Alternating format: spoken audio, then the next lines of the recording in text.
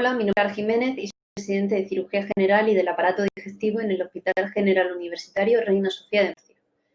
En primer lugar, quería dar la bienvenida al tercer Congreso de Ciencia Sanitaria y, en segundo lugar, quería dar las gracias a los organizadores por permitirme estar aquí y dar esta ponencia, que va a tratar sobre la patología proctológica. Vamos a hacer, en primer lugar, una introducción, un recuerdo anatómico de la región anal, ya que va a ser muy importante conocer ciertos detalles para comprender tanto algunas patologías como los tratamientos que van a tener. Vamos a hacer también hincapié en la historia clínica de los pacientes, cómo hacerla y las exploraciones básicas que tenemos para diagnosticar.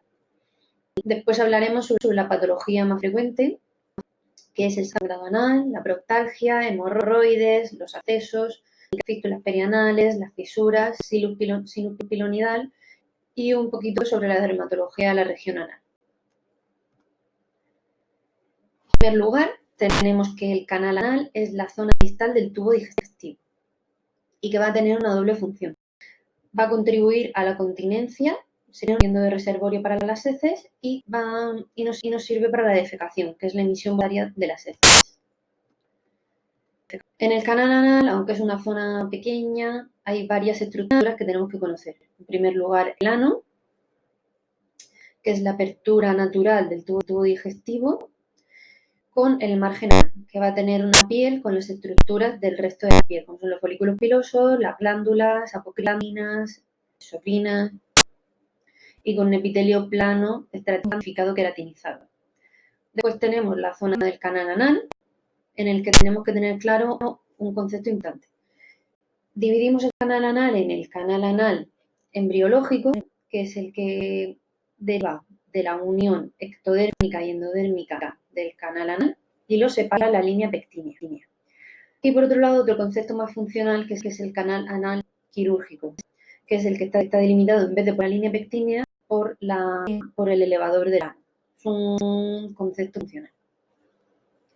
En el canal anal tenemos que distinguir la línea pectínea, que va a ser esta línea de aquí, que es la que hemos dicho que va a ser la unión embriológica de las dos partes, y en ella encontramos las columnas y las cristas de Morgani. Las columnas de Morgani son unos pliegues longitudinales de la mucosa y entre pliegue y pliegue se van a formar unas cristas. En estas cristas suelen desembocar las glándulas anales. Normalmente hay entre 8 y 12 columnas y en las cristas suele haber entre 3 y 12. No en todas las cristas va a desembocar una glándula. Las glándulas tienen secreciones y es importante porque van a ser la etiopatología de alguna de los accesos perianales, al obstruirse e inflamarse. La línea pectínea ya la hemos mencionado y luego también hay que tener en cuenta los plexos hemorroidales, que tenemos el plexo hemorroidal interno y el externo. La musculatura que vamos a tener en cuenta es, en primer lugar, el esfínter anal interno, va a ser el que va a contribuir sobre todo al tono basal, tiene una inervación simpática y contribuye a la continencia. Por otro lado, el esfínter anal externo, que su control es voluntario, son fibras motoras y va a contribuir a la apertura voluntaria del esfínter para la defecación. Y después el elevador del ano, que está formado por varios fascículos, como son el pubo rectal, pubo coccígeo e ileococcígeo.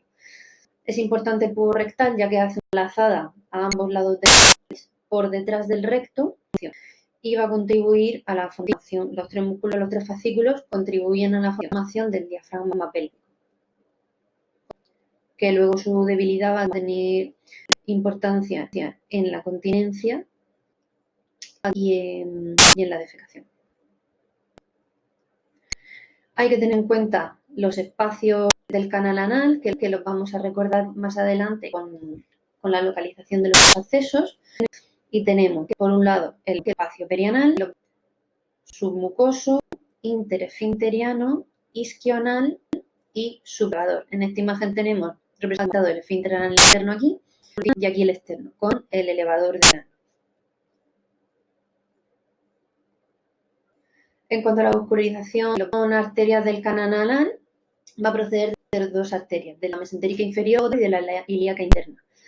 De la arteria mesentérica inferior nacen las arterias hemorroidales superiores que van a vascularizar sobre todo la cara anterior del canal anal, son unas ramas terminales, y de la ilíaca interna nacen las arterias hemorroidales medias, la pudenda interna, y de la pudenda interna van a dar ramitas que van a formar las arterias hemorroidales inferiores. En cuanto al drenaje venoso, vamos a tener los paquetes hemorroidales que forman los plexos hemorroidales que drenan en el sistema pudendo, que van a drenar en la ilíaca interna y que drena directamente a la cava inferior, saltándose el filtro hepático, lo cual va a tener consecuencias sobre todo en la metástasis de los cánceres que están a este nivel, que van a ser las metástasis sobre todo pulmonares, ya que no van, el sistema de drenaje venoso no pasa por el hígado. El drenaje linfático va a depender de la localización en función de la línea pectínea. Cuando está por encima, los ganglios a los que drenan son los mesentéricos inferiores e ilíacos internos, y cuando la lesión está el drenaje está por debajo de la línea pectínea, van a los ganglios de la región inguinal. La inervación en el esfínter anal interno proviene de una inervación visceral simpática y parasimpática y va a tener una contracción involuntaria.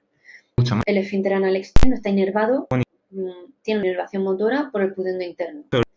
Y aunque va a tener fibras también que contribuyen a la continencia, su función más importante es una inervación motora voluntaria. Y la sensibilidad anal, que va a ser por debajo de la línea pectínea, muy rica y abundante, procede de la rama inferior del nervio pudendo. Pasando a hablar de la historia clínica de estos pacientes, es importante tener en cuenta que la patología anal es muy frecuente en la población. Puede afectar hasta el 80% de las personas mayores de 50 años, aunque consulta muy poca gente. Esto se debe a la incomodidad de hablar del ano y del pudor que provoca a los pacientes la exploración del médico de esa zona. Así va a ser importante sentarnos, hablar tranquilamente con el paciente y hacer una buena anamnesis y una exploración física rigurosa. Lo más importante, debido al pudor que provoca y a la vergüenza en el paciente esta patología y consultar por esto, es tener un ambiente sereno, tranquilo y que el paciente sienta que su intimidad está preservada. Cuanto a la historia clínica, siempre hay que hacer hincapié en los antecedentes familiares oncológicos para ver los familiares de primer y segundo grado con patología maligna colorectal, interrogar al paciente sobre sus antecedentes personales, enfermedades que tenga, tratamientos habituales, ya que todo esto puede tener repercusión a nivel anal. Si ha tenido cirugías previas, prácticas sexuales y también importante si él mismo ha tenido antecedentes oncológicos en esa zona. Para la exploración física, siempre se debe hacer con el paciente tranquilo, explicándole en todo momento lo que se le va a hacer, lo que va a sentir. Hacer en primer lugar, el paciente tiene que estar en una posición cómoda, normalmente suele ser en la posición de Sims, que es el decúbito lateral, con las rodillas flexionadas, pegadas al pecho, para así tener una buena exposición de la región anal. Hay que hacer una inspección anal. Es importante separar con cuidado para que el paciente ni se asusta ni le duela los márgenes anales para tener una buena exposición del ano. Hacer una palpación perineal en busca de trayectos fistulosos, masas o puntos dolorosos. Y el tacto rectal siempre con cuidado, haciendo primero una ligera presión con el dedo enguantado, muy lubricado, y después ya hacer la introducción del dedo en el canal para realizar la exploración. Si es difícil porque el paciente está muy nervioso y se contrae, se le puede pedir que haga una maniobra de defecación para relajar el ano y así poder introducir el dedo. El tacto rectal se va a hacer siempre con la exploración y el tacto en retirada. Primero se introduce el dedo hasta toda la longitud que nos permita y en retirada vamos a ir palpando las distintas, se puede palpar, si se palpan masas, tanto intraluminales como extrarrectales, la próstata en el varón y si hay algún trayecto fistuloso o algún orificio. Los síntomas más frecuentes que nos vamos a encontrar en la consulta son, como ya hemos dicho antes, la rectorragia, la proctalgia, emisión de secreciones por el ano, tumoraciones, alteraciones del ritmo, tenesmo rectal, prolapsos, incontinencia, que los distintos grados que tenemos son del 1 al 3, la urgencia defecatoria y el prurito anal. Hablando primero del sangrado anal, la rectorragia, en su definición es la emisión de sangre roja por el ano. Es importante historiar bien al paciente y saber cuándo es la emisión de sangre, ya que puede ser aislada antes o después de la defecación, sin relación con la defecación o mezclada con las heces.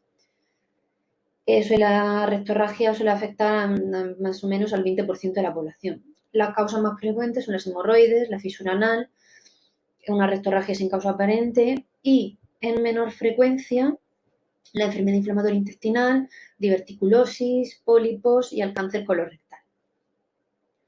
Cuando nos encontremos con un paciente que consulta por una rectorragia, lo primero que tenemos que valorar son los criterios de gravedad que presente, como puede ser hipotensión, taquicardia, sudoración, palidez, ya que si estamos ante estos signos, puede que el paciente tenga un sangrado importante de más del 10% del volumen.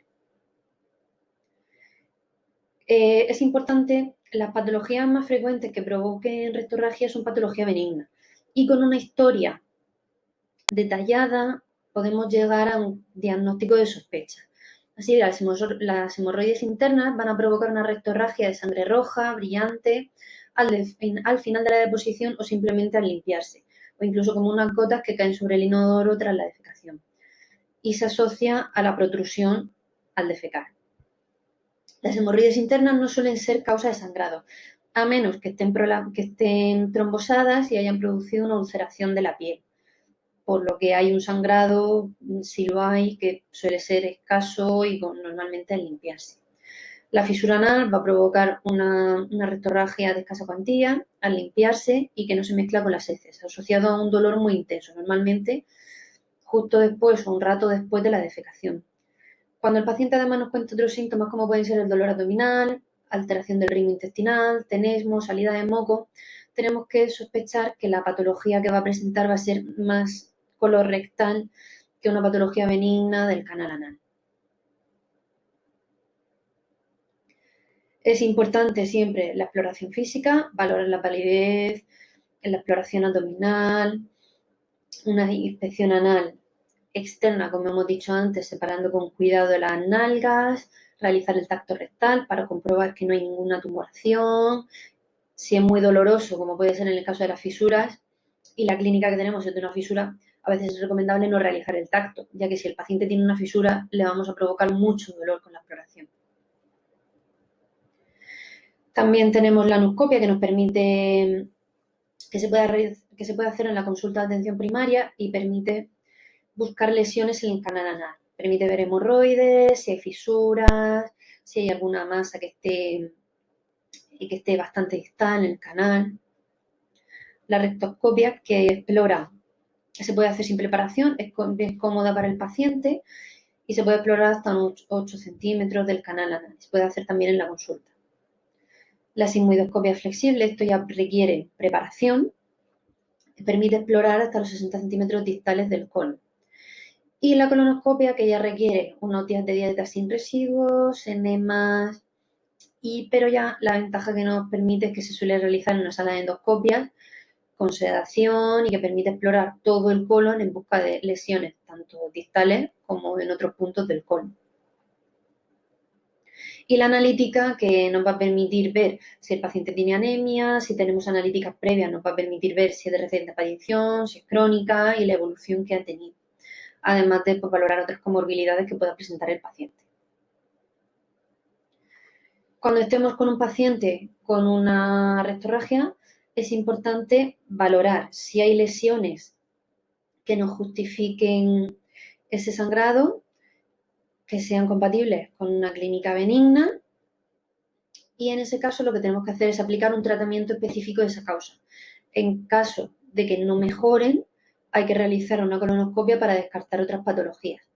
Sin embargo, cuando nos encontremos con una clínica que no sea compatible, como dolor abdominal, rectorragia sintomática, con secreciones o cuando el paciente tenga antecedentes personales o familiares de primer grado con cáncer colorectal, está indicada además realizar una colonoscopia para descartar que el paciente no tenga una neoplasia. La proctalgia es el dolor anal y supone incluso hasta un 30% de los motivos de consulta en cuanto a la patología proctológica. Es muy importante la anamnesis, como hemos dicho antes, que sea detallada, tranquila y dejar al paciente hablar, que nos explique cuándo le duele, dónde le duele, cómo es el dolor, si lo asocia a algún desencadenante, la frecuencia, la duración, prácticas sexuales del paciente y otros detalles que nos pueda aportar y que nos ayude a hacer un diagnóstico. Y además además de la patología más frecuente, como puede ser la fisura, las complicaciones de los procesos hemorroidales, tenemos unas situaciones especiales de proctalgia esencial en que no hay una causa orgánica clara a la que se le pueda atribuir esa proctalgia y son unos síndromes que tienen en común que son constantes, frustrantes, con un importante sustrato psíquico del paciente y de los que no tenemos un tratamiento específico. Así, una vez que hacemos la historia clínica y la exploración del paciente, las causas podemos establecer la mayoría de las veces un diagnóstico. Los más frecuentes van a ser accesos perianales, crisis hemorroidales, fisuras, que se deben hacer un tratamiento específico. Y en caso de que no se resuelva, o en el caso de los accesos, una derivación a atención especializada. Cuando no está muy claro la causa de la proctalgia y se sospecha una fisura, lo mismo. Se le da tratamiento y si no responde, se deriva. Los casos especiales de los que hemos hablado antes son, en primer lugar, la proctalgia fugaz. Su diagnóstico suele ser clínico y se basa en una clínica de un dolor brusco, muy intenso, recurrente, autolimitado y que puede incluso asociarse a síntomas vegetativos. Es más frecuente en pacientes que sean muy nerviosos, ansiosos y además se suele asociar a una hipertrofia del esfínter anal interno, que cuando esto se encuentra, la proctalgia puede ser derivada de una miopatía del esfínter anal interno. No hay un tratamiento específico, sobre todo porque suelen ser episodios cortos, autolimitados, lo que dificulta establecer un tratamiento. Se ha probado con buenos resultados los baños de asiento con agua tibia, el salbutamol inhalado y la nitroglicerina sublingual. Otro cuadro es la cocigondinia de forma rectal, que es un dolor intrarrectal profundo que irradia hacia la reunión no cocicia, sin causa aparente y con una evolución también caprichosa. Siempre en todos estos cuadros es importante descartar patología orgánica. Si no se encuentra ninguna causa, los tratamientos suelen ser también frustrantes. Consisten en analgésicos, antiinflamatorios, infiltraciones con anestesia local, masaje del elevador del ano. Todo ello sin conseguir una mejoría clara del paciente. Por otro lado, tenemos las neuralgias anorrectales esenciales, que son cuadros caprichosos que se presentan a cualquier hora del día, no está relacionado ni con la marcha, ni con la defecación, ni con la sedestación. Suele ser un dolor que puede ser superficial, profundo, anal, perineal, que se irradie, que no, y con una duración también que varía entre horas, minutos, días, y con intensidad también desde moderada a muy intensa. Es más frecuente en mujeres entre 40 y 60 años, la exploración suele ser anodina y tiene un componente psicológico mucho más constante. Tratamiento igual. Es decepcionante, no hay ningún tratamiento específico ya que no hay ninguna causa que encontremos para tratar. Es importante el apoyo psicológico y evitar cirugías en caso de que no encontremos ninguna patología orgánica que se pueda tratar, ya que puede provocar iatrogenia en estos pacientes. Así como en todo, vamos a tener que es importante la exploración física, las pruebas diagnósticas y el tratamiento en función de la causa. También es importante tener en cuenta el síndrome de Alcock, que es algo más frecuente, y sí que provoca una proctalgia con una causa orgánica diagnosticada. y que se puede evidenciar, que es el adicón se debe al atrapamiento del nervio pudendo interno entre los ligamentos sacrotuberoso y sacroespinal o a nivel del proceso falciforme del ligamento sacrotuberoso. El tratamiento va a ser de analgésico, antiinflamatorio, infiltración de anestésicos locales y en caso de que no haya respuesta y que el paciente no pueda soportar el dolor, se puede plantear quirúrgicamente la sección de esos ligamentos, pero siempre como última opción. La endoscopia va a ser importante, como en todo, para descartar masas, patología que sea susceptible de tratamiento quirúrgico, para descartar hemorroides, tumores. La manometría puede estar indicada en ciertos casos, sobre todo de cara a cirugía. La ecografía endonal, que nos va a permitir ver si hay hipertrofia del esfínter anal interno y ver que no haya otras lesiones, accesos, fístulas, etc. La electromiografía no se suele usar mucho y la resonancia se puede usar en casos de accesos, fístulas, de patología ligamentosa, también por ayudar, aunque no son pruebas que sean estrictamente necesarias. Las hemorroides son una patología muy frecuente que puede afectar hasta el 50% de los mayores de 50 años. Es más frecuente en hombres y es importante conocer que las hemorroides internas, como hemos visto al principio, van a ser estos paquetes y las hemorroides que no hay paquetes determinados y las hemorroides externas que tenemos dos grupos, derechos, anterior y posterior, y el paquete lateral izquierdo. La clínica que van a provocar va a ser cuando tengamos una crisis hemorroidal, que puede ser rectorragia en caso de las hemorroides internas o de las externas, como hemos dicho antes, que se haya ulcerado la piel. Pueden provocar prurito anal debido a la exposición al prolapso de la mucosa. Cuando se prolapsa el paquete hemorroidal, el prolapso de la mucosa rectal que produce secreciones, que produce irritación de la piel perianal y prurito, el prolapso, como hemos dicho antes, y complicaciones agudas podemos tener la trombosis hemorroidal o el prolapso, que puede estar trombosado. Las hemorroides se clasifican en función del prolapso que tengamos. Grado 1, como tenemos aquí, son hemorroides que están algo congestivas, pero que no prolapsan. Y normalmente son visibles por endoscopia. Las hemorroides grado 2 son las que con la defecación protruyen, se prolapsan, pero se vuelven a reducir de forma espontánea. Grado 3 es cuando se prolapsan y es el paciente o el médico al que consulte el que tiene que hacer una reducción manual de los paquetes. Y grado 4, cuando no se pueden reducir. Tendremos aquí pues, una imagen. En las imágenes de la derecha tenemos una trombosis hemorroidal externa y un prolapso. En cuanto al tratamiento, por un lado, tenemos el tratamiento médico y el tratamiento quirúrgico. El tratamiento médico está enfocado sobre todo a los grados 1 y 2 y casos muy seleccionados del caso de grado 3. Y consiste en una dieta rica en fibra, con ingesta abundante de agua, evitar picantes, evitar bebidas alcohólicas, baños de asiento con agua tibia, pomadas y cremas. Y como medicamentos orales tenemos los formadores de masa rectal, de masa fecal, sobre todo en pacientes estreñidos, laxantes, cuando los formadores de masa fecal no son suficientes, y venotónicos. Tratamiento quirúrgico, al final solamente lo precisa el 5 o el 10% de los pacientes y tenemos varias técnicas como son el banding, los láser infrarrojos, la hemorroidectomía. Aquí tenemos un esquema de en qué consiste el banding. Consiste en introducir una pistola por encima de la línea pectínea que produzca una succión de la mucosa. Cuando tenemos esa succión de la mucosa, se disparan unas gomas que lo que hacen es estrangular esa succión de mucosa que se ha hecho. Eso va a provocar una cicatriz que va a provocar una apexia del paquete hemorroidal para evitar que vuelva a prolapsar.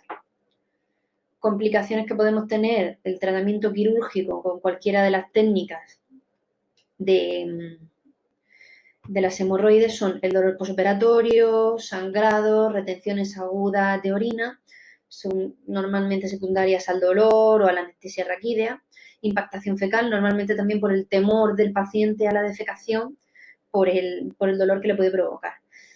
Y como alteraciones crónicas la incontinencia fecal por afectación de la inervación o de los esfínteres y la estenosis anal, debido a la cicatriz de la hemorroidectomía. Pasando a hablar de los accesos anorrectales, es importante saber que es una patología muy frecuente que no la podemos encontrar tanto en la atención de urgencias como en la atención primaria.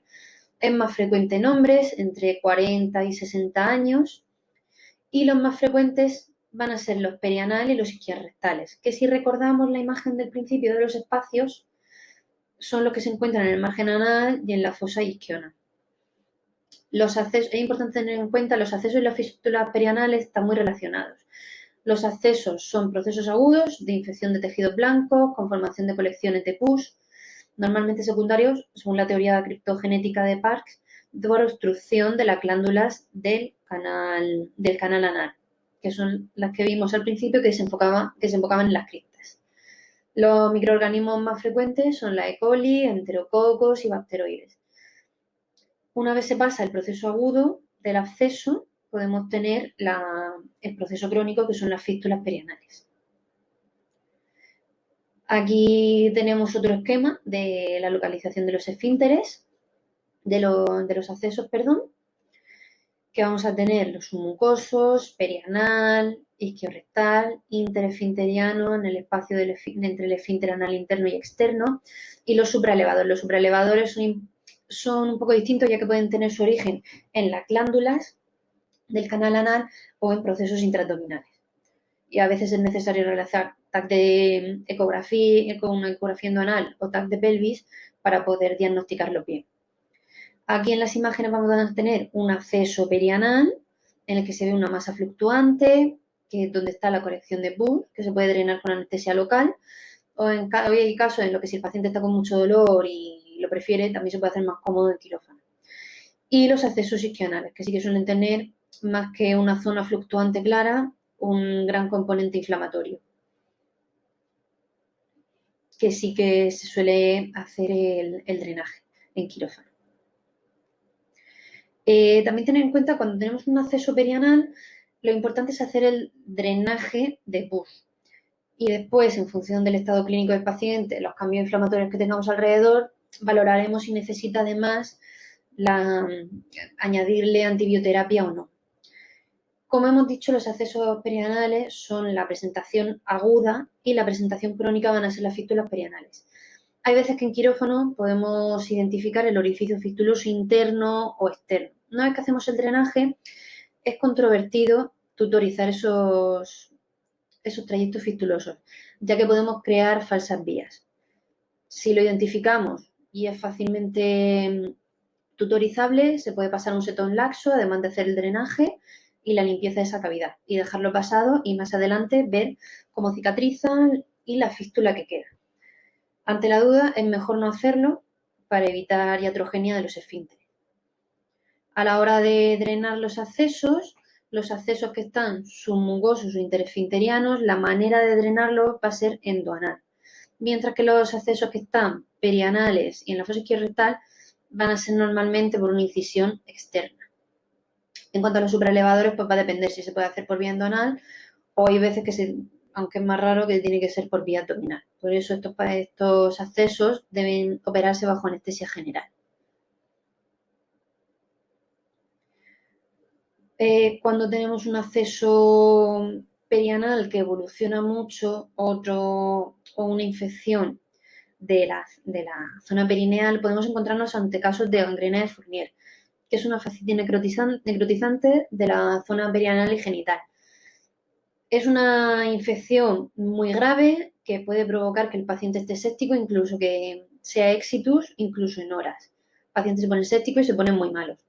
Tiene un índice de mortalidad alto y el tratamiento es un debridamiento quirúrgico agresivo, haciendo estéresis del tejido que esté mal, que esté necrosado y con una antibioterapia potente y también iniciada de forma precoz.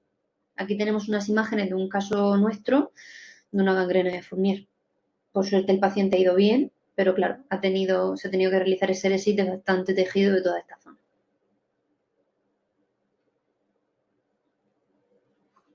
En cuanto a las fístulas perianales, como hemos dicho antes, es el proceso crónico que encontramos después de los accesos perianales.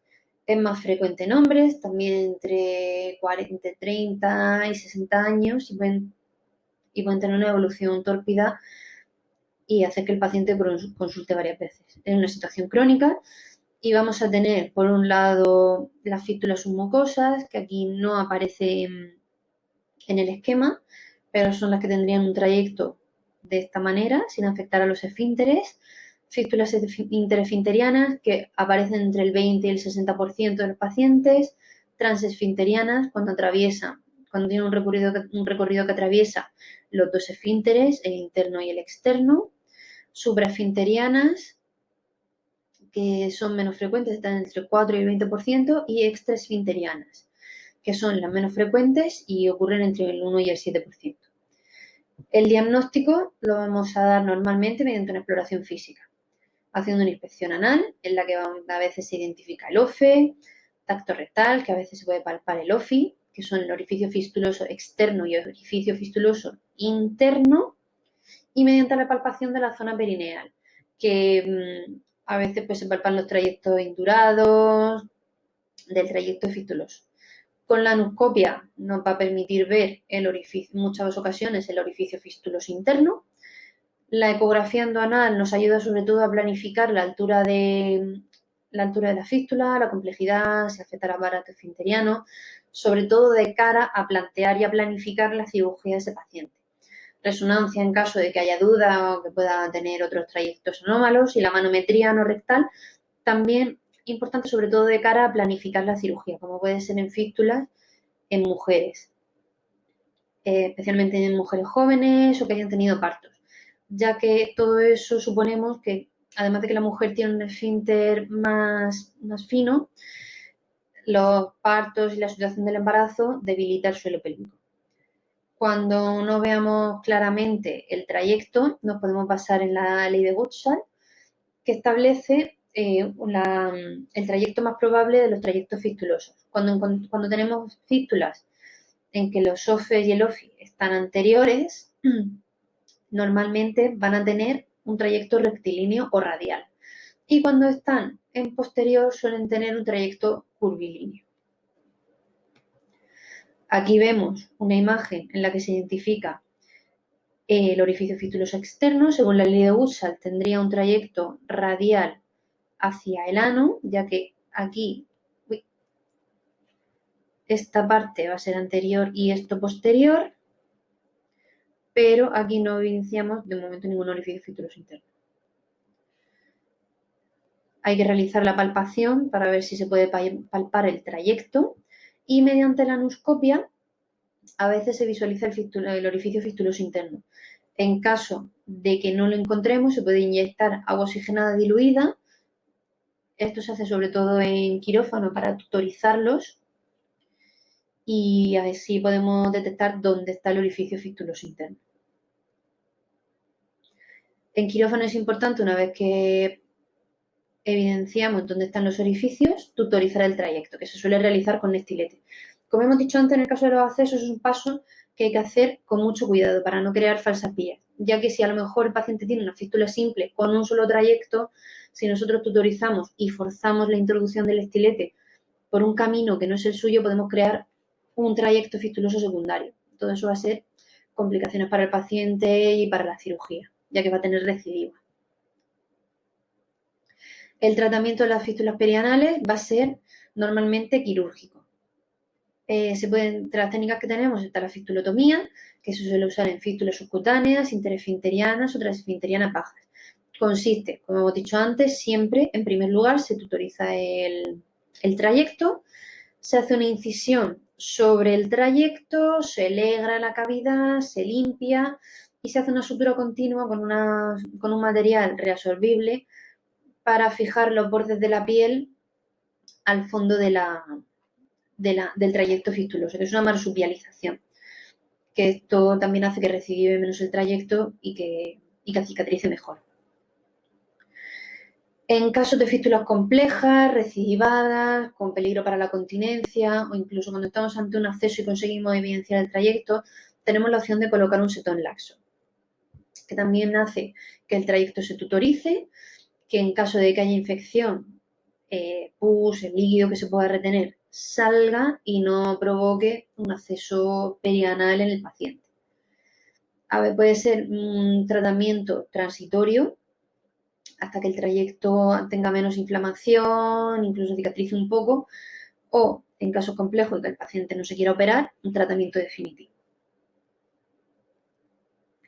También se pueden hacer colgajos de avance en fístulas transesfinterianas medias y altas y supraesfinterianas, que consiste en una exéresis del trayecto, también limpieza, alegrado y realización de un colgajo de mucosa rectal que se desciende para tapar el defecto que se crea al realizar la exéresis de la fístula. En casos de fístulas complejas, casos de mujeres, se puede realizar la ligadura interesfinteriana del trayecto, que consiste en una incisión sobre el surco interesfinteriano, tutorizar el trayecto, identificar el trayecto fistuloso y hacer una ligadura y sección del mismo. Y después un cierre de la herida que hacemos, que suele tener unos resultados bastante buenos. Otras técnicas son el adhesivo de fibrina, son componentes biológicos que se inyectan en el trayecto para intentar cerrarlo.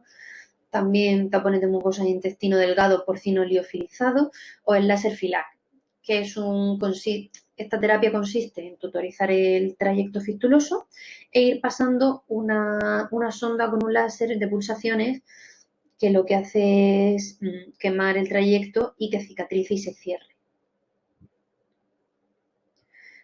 Los casos de la fisura anal es una úlcera o pérdida de sustancia en el epitelio escamoso distal de la unión mucocutánea. El diagnóstico va a ser clínico, ya que es un cuadro muy doloroso, agudo o crónico. Normalmente el desencadenante asociado también a prurito anal y a restos de sangre al limpiarse tras la defecación. Es relativamente frecuente en adultos jóvenes y en embarazadas. Puede ser aguda o crónica. Crónica hablamos de fisuras crónicas cuando tienen una evolución de 8 o más semanas. Es importante tener en cuenta que aunque normalmente la etiología se le ha atribuido a estreñimiento, a un esfuerzo defecatorio intenso que produce una herida en esa zona, también puede presentarse en pacientes con diarrea crónica o una diarrea abundante. En cuanto a su fisiopatología, tenemos una doble teoría. Se ha observado que en la vascularización, las fisuras son más frecuentes en la línea anal posterior. Esto se debe a que las arterias hemorroidales inferiores van por lateral y no llegan a vascularizar completamente la zona posterior. Entonces, si tenemos una hipertonía del esfínter anal interno, produce una constricción en esa zona que comprime los vasitos sanguíneos pequeños que puedan llegar a esa zona, provocando una isquemia, que va a dar lugar a que cuando tengamos una herida, una úlcera, una solución de continuidad, no tenga un buen aporte de sangre y tenga una cicatrización lenta. Los síntomas típicos, hay que diferenciar entre las fisuras anales típicas y atípicas, ya que las típicas son las que van a responder al tratamiento con cremas o quirúrgico y las atípicas son las que se deben a otra patología secundaria y que el tratamiento de la fisura va a ser el de esa patología que la ha originado. Los síntomas típicos son un dolor que suele ser muy intenso, generalmente tras las deposiciones, y que suele hacer que el paciente tenga miedo a la defecación por la intensidad del dolor que padece. Con hematoquecia, sobre todo al limpiarse tras la defecación, y una sensación de cierre anal. Los síntomas atípicos son fisuras que no provocan dolor, que no tienen relación, o que provocan dolor pero sin relación con las deposiciones, un dolor muy intenso, de larga evolución, que asocien síndrome constitucional, diarrea sanguinolenta, fiebre o supuración intensa. Toda esa clínica nos va a obligar a descartar que se trate de una enfermedad de Crohn, que también puede provocar patología a nivel perianal, sífilis, tuberculosis, leucemia, VIH incluso algunas neoplasias. Así, cuando estamos ante una fisura anal, lo primero es hacer una buena historia clínica del paciente, la exploración, que lo más frecuente es que al hacer la exploración separando con mucho cuidado las nalgas, podamos ver la herida. Y una vez que tengamos hecho el diagnóstico, se debe administrar tratamiento. Medidas generales que son evitar el estreñimiento, evitar el papel higiénico o las toallitas, es decir, evitar la fricción en la zona del ano tras la deposición. Y en lugar de eso, hacer baños de asiento con agua tibia.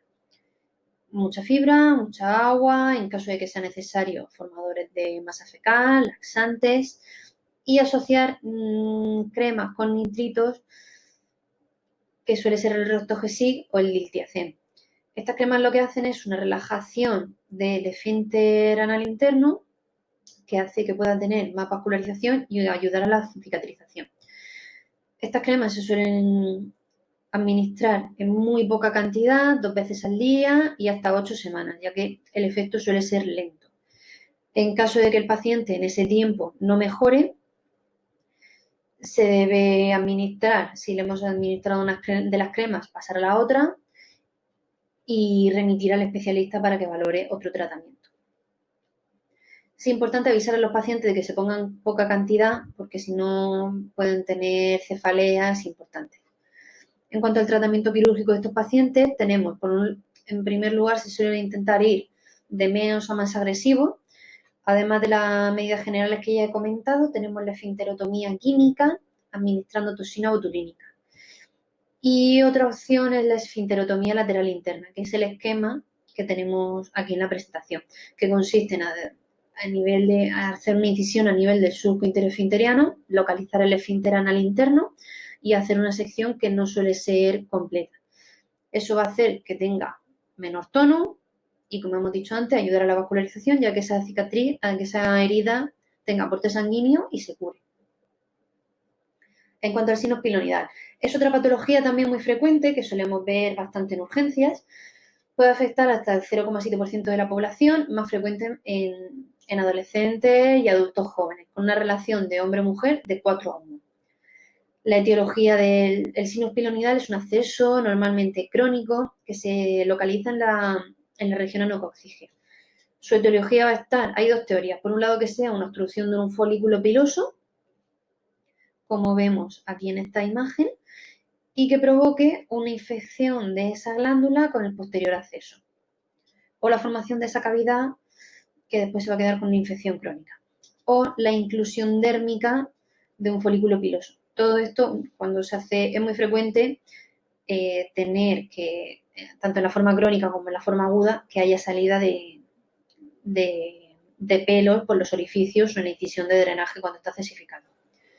Los factores de riesgo van a ser la tendencia familiar, que haya más de un orificio secundario, que sea una cavidad grande o que, si se ha tratado mediante cirugía, se haga un cierre primario de esa cavidad. Aquí tenemos varias formas del sinus pilonidal. Por un lado, su forma crónica, en la que se evidencian los orificios fistulosos. Aquí debajo es posible que el paciente tenga una cavidad y suelen referir una secreción, un manchado seropurulento, serohemático.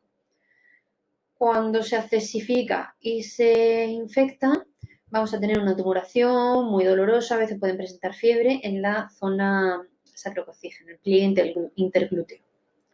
Y aquí tenemos otra forma de un sinus complejo con abundantes orificios y que seguramente tendrá más de un trayecto. El tratamiento quirúrgico de los sinus, cuando está cesificado, va a ser el drenaje, haciendo una incisión amplia, lavando, dejando que salga el pus, haciendo una exploración de la cavidad y lavando muy bien. Después lo que se hace es dejar la cavidad mechada para que no tenga un cierre falso. Cuando tenemos un sinus accesificado, administrar antibioterapia sin hacer el drenaje no va a ser efectivo y el paciente volverá a consultar. Una vez que se resuelve el episodio agudo y tenemos un sinus en un estado crónico en el que ya no tiene inflamación e infección, hay 2 tipos de técnicas. Por un lado, las incisionales, que consisten en tutorizar el trayecto de la fístula, hacer una puesta a plano, como hemos visto antes en las fistulotomías, una incisión sobre el trayecto, alegrar bien esa cavidad para que se quede con un tejido sano y limpio y hacer una marsupialización de los bordes. Que es, perdón, esto que tenemos aquí en esta imagen, con una sutura continua, suturar los bordes de la piel al fondo de la cavidad. Por otro lado, tenemos las técnicas excisionales, que consisten en hacer una incisión de ese tejido y hacer un cierre primario. Puede hacerse, como tenemos aquí, sobre la zona del trayecto o mediante colgajos, que ya en función de del paciente y de lo grande que sea la cavidad que tengamos y el defecto, pues se puede optar por un colgajo o por otro. Normalmente lo que nosotros hacemos más frecuentemente es la puesta a plano, ya que los pacientes suelen tener va muy bien, no suelen tener menor tasa de recidivas, las curas no son dolorosas y va muy bien. En cuanto a la dermatología de la región anal, vamos a hablar de 3 grandes grupos de lesiones: las lesiones cutáneas localizadas, el prurito anal y las erupciones. Dentro de las lesiones cutáneas localizadas, vamos a tener las lesiones que cursan con proliferaciones, que son masas excrescentes, que pueden ser voluminosas y que crecen. Pueden tener un origen infeccioso, como son los moluscos o los condilomas acuminados. En las imágenes que tenemos aquí abajo, esta se corresponde con el condiloma y esta con el molusco contagioso, que es de un origen vírico. Tumores benignos, como los pólipos fibroepiteliales, que sería este que tenemos aquí, o queratosis seborreicas, que es esta imagen de aquí. También hay que tener en cuenta que aquí tenemos un epitelio plano estratificado y que podemos tener carcinomas epidermoides o carcinomas propios de la piel, como puede ser el melanoma, que sería esta imagen que tenemos aquí. Una mención importante son los condilomas acuminados, que son lesiones proliferativas de origen normalmente una ETS provocados por el virus del papiloma humano, los serotipos 6 y 11. Es importante tenerlos en cuenta ya que están relacionados con el riesgo de padecer cáncer anal y de cervix en la mujer. El tratamiento de estas lesiones cuando se detectan son la exéresis quirúrgica, la destrucción química o incluso la inmunoterapia con pomadas de imiquinol, que suele ser irritante, suele ser molesto, pero tiene buenos resultados, que puede desembocar en la desaparición total de las lesiones. Aquí tenemos un caso raro, que son los tumores de Lowenstein. Son condilomas acuminados gigantes. Son masas gigantes, excrescentes, con aspecto mamelonado, de coliflor, de mucho tiempo de evolución. Y aunque son lesiones que se consideran como benignas, tienen un potencial maligno, como hemos dicho antes, relacionado con el cáncer del canal anal, muy importante. Y es importante realizar el tratamiento de estas lesiones, que suele ser la exéresis quirúrgica. Y como son lesiones tan grandes, muchas veces pues necesitan injertos, colgajos y puede ser una cirugía bastante difícil.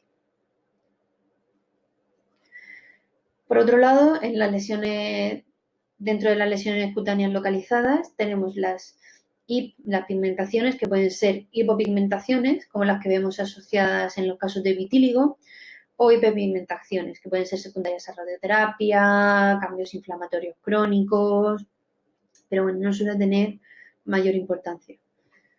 Las úlceras, que son heridas con solución de continuidad, que pueden estar provocadas por hidrosadenitis, por forúnculos, por sinus pilonidales, también por secundarias enfermedades inflamatorias, como puede ser la enfermedad de Crohn, que son estas imágenes que tenemos aquí abajo. Hay un tipo especial de enfermedad de Crohn, que es el ano de Crohn, que es cuando la enfermedad se localiza sobre todo a nivel anal. Estos pacientes es importante diagnosticarlos, ya que el tratamiento quirúrgico puede provocar numerosas cirugías anales con iatrogenia a nivel de los esfínteres y de alteraciones a este nivel. También puede estar provocado por el eritema multiforme y por otras patologías. Es importante también descartar ETS con el chancro sifilítico, como puede ser esta imagen de aquí arriba. También hay que descartar que se que se trate de chancroides o del linfogranuloma venéreo. También las úlceras pueden ser secundarias a traumatismos o al cáncer escamoso. Es importante tener en cuenta la patología maligna cuando tenemos úlceras de larga evolución y que no se curan. En general, cuando tenemos lesiones a nivel anal que no responden al tratamiento, que evolucionan y que no van bien a pesar de estar dándole un tratamiento correcto, es importante hacer biopsias de esas lesiones para descartar que no haya otra causa subyacente o que haya una patología maligna que sea la que esté provocando esa úlcera o esa lesión. También lesiones precancerosas, como ya hemos dicho antes, es importante tener en cuenta el virus del papiloma humano, que ha notado un gran aumento de incidencia tras la aparición del virus de inmunodeficiencia humana. Las lesiones precancerosas provocadas por el virus del papiloma se clasifican en neoplasias intraepiteliales anales, que en función de la alteración histopatológica que presenten, van a ser grado 1, 2 y 3. Lo que hay que hacer con estas lesiones es hacer un seguimiento, haciendo citologías, biopsia cuando precise y valorar cuándo es necesario un tratamiento quirúrgico de esa zona. En cuanto al cáncer de ano, es importante tener en cuenta que tenemos por un lado las neoplasias del canal y por otro lado el cáncer de la piel perianal. Lo más importante para el tratamiento de este cáncer es la prevención, sobre todo con el seguimiento de las lesiones tipo 1, biopsias, seguimiento de las neoplasias intraepiteliales anales, grado 2 y 3. La clínica que van a presentar esta patología puede ser la de sangrado, tenesmo, sensación de masa, fístulas que no respondan al tratamiento, sospecha de accesos perianales. Un poquito lo que hemos dicho antes, cuando tenemos lesiones con una presentación y evolución atípicas, es importante descartar malignidad. El diagnóstico lo vamos a hacer mediante una exploración física detallada del paciente, contacto rectal, exploración del margen perianal, biopsia cuando evidenciemos alguna lesión. Y una vez que tengamos el diagnóstico, la eco endoanal, el TAC y la resonancia pélvica nos van a ayudar a ver la afectación local, la extensión y también un estudio a distancia para descartar que haya metástasis o afectaciones o incluso otras neoplasias a otros niveles. El tratamiento cuando tenemos cáncer epidermoide va a ser sobre todo radioterapia y quimioterapia, responde bastante bien. Y también tenemos la cirugía. Aquí en estas imágenes tenemos un carcinoma epidermoide, en el canal anal, visto por una endoscopia, y aquí de un carcinoma epidermoide que afecta a la piel perianal, con lesiones ulceradas en la región perianal, induradas, que no responden a curas y que van avanzando. El prurito anal es un síntoma bastante frecuente, inespecífico y que puede afectar entre el 1 y 5% de la población. Es bastante frecuente y también provoca bastante pudor en los pacientes a la hora de consultar por esto. Lo vamos a diferenciar, lo vamos a clasificar en función de primario y secundario, en función de si encontramos una causa que justifique ese prurito o cuando la tenemos o cuando no la tenemos. En el caso del primario es cuando no hay una causa aparente que justifique y lo primero que hay que hacer es descartar otras causas. Cuando no tenemos ninguna causa establecida, avisar a los pacientes de evitar el consumo de cafeína y de picantes, descartar enfermedades psicógenas. El tema de la cafeína y los picantes porque producen irritación a nivel perianal. Muchas veces, aunque el prurito se considere primario por no identificar una causa, hay estudios que dicen que la mayoría de estos casos suele ser por una dermatitis atópica o por un eczema crónico una dermatitis alérgica que no se identifica la causa o por una psoriasis. En cuanto al prurito secundario, vamos a tener el que es de una causa por patología de la zona anal propiamente dicha, como va a ser las hemorroides, como hemos dicho antes, cuando prolapsan y provocan la extrusión de la mucosa rectal que produce secreciones. Esta secreción va a producir irritación a nivel perianal y con ello el prurito. En casos de las fisuras, diarrea, también por irritación e incompetencia del esfínter. Es un poquito también todo relacionado. Cuando tenemos una incompetencia del esfínter hay ensuciamiento continuo, un ano que no está limpio, que hay secreciones y con todo ello irritación perianal. Vamos a tener la causa cutánea, vamos a tener que descartar que se trata de una psoriasis, del líquen, dermatitis de contacto, infecciones, infectaciones por parásitos, sé que sea secundaria a una radioterapia previa o a neoplasias. En cuanto a las erupciones cutáneas, tenemos causas frecuentes y causas menos frecuentes. Entre las causas frecuentes están los eczemas, que pueden ser por contacto atípicos, psoriasis, eritrama, candidiasis, tiñas o acantosis nigricans. En las imágenes que tenemos aquí, en la primera etiquetada como la A, se trata de un eczema. En la segunda se trata de una psoriasis con lesiones típicas de psoriasis. Aquí tenemos una candidiasis, que es más infrecuente en pacientes con pañal o en zonas que suelen estar de pliegues húmedas. Y la tiña, en la que se va a ver van a ser lesiones circulares que se van expandiendo con un borde activo y un centro en la que se evidencia menos actividad de la enfermedad. Otras causas menos frecuentes de las erupciones pueden ser el líquen plano, enfermedades de transmisión sexual, toxicodermia, dermatitis estreptocócica anal y otras causas menos frecuentes.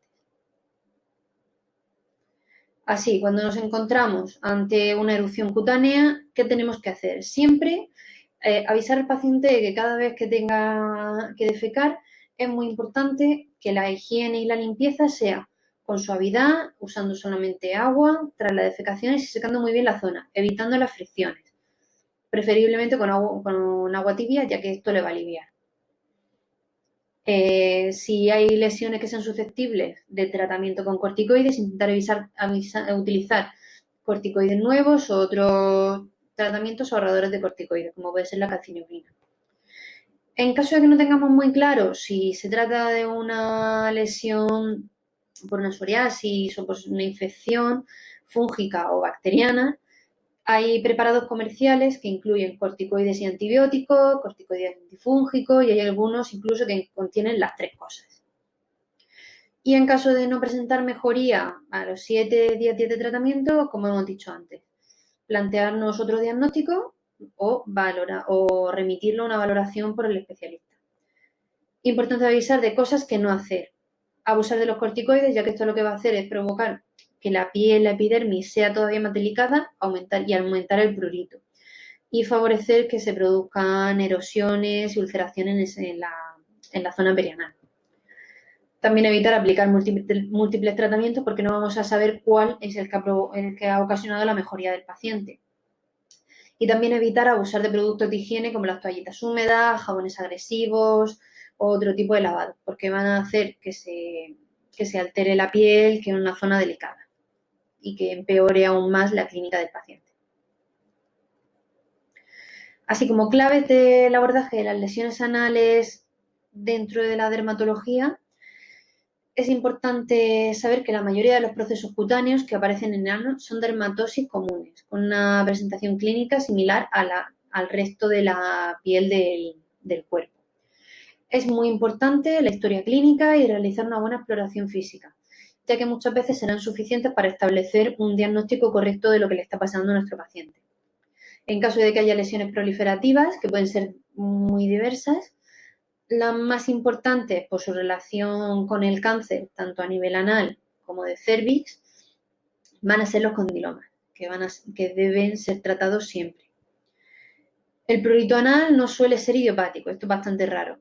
Y las causas más frecuentes, como son el eczema, psoriasis, tiña, cándida, se pueden identificar mediante una exploración física y mediante la clínica que cuenta el paciente. Las dermatitis crónicas son también una causa frecuente y deben ser estudiadas porque a veces la causa es una alergia. En caso de que un proceso no experimente mejoría en días, incluso en pocas semanas, debemos remitir al paciente a una consulta especializada por parte de dermatología para que consideren si hay otro tratamiento que también sea eficaz o si es otro diagnóstico el que tiene el paciente. Bueno, y eso es todo. Espero que haya sido útil. Hemos hecho un repaso bastante amplio, general y sobre todo al tratarse de una patología que al paciente le suele dar pudor y que no suele gustar mucho, espero que la ponencia haya servido para tener unos conceptos clave básicos y que ayuden en la práctica clínica habitual de todos los que veáis esto. Como bibliografía me gustaría recomendaros estos dos libros, en especial el Manual de Proctología de la Asociación Española de Cirujanos. Es un librito corto, sencillo y muy completo y que recoge los temas más frecuentes y que puede ser muy útil tanto en atención primaria como para tener una base en la patología proctológica por parte de cirujanos o digestólogos. Y la guía de cirugía colorectal también, que tiene una parte que se dedica a la patología proctológica. Y bueno, muchas gracias y espero que os haya gustado y os haya sido de utilidad.